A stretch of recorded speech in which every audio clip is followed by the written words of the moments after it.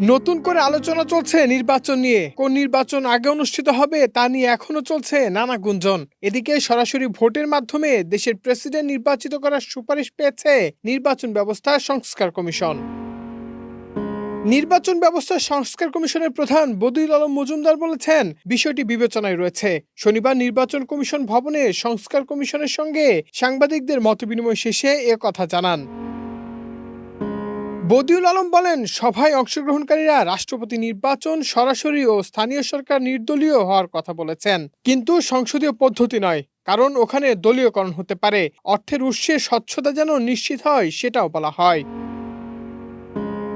তাছাড়াও বলেন, মতবিনিময়ে রাজনৈতিক ঐক্যমত্যের ভিত্তিতে নির্বাচন কমিশন গঠন, জাতীয় নির্বাচনের আগে স্থানীয় সরকারের নির্বাচন করা, হলফনামা যাচাই বাছাই, কত শতাংশ ভোট পেলে নির্বাচিত হবে, না ভোট ফিরিয়ে আনার কথাও বলা হয়।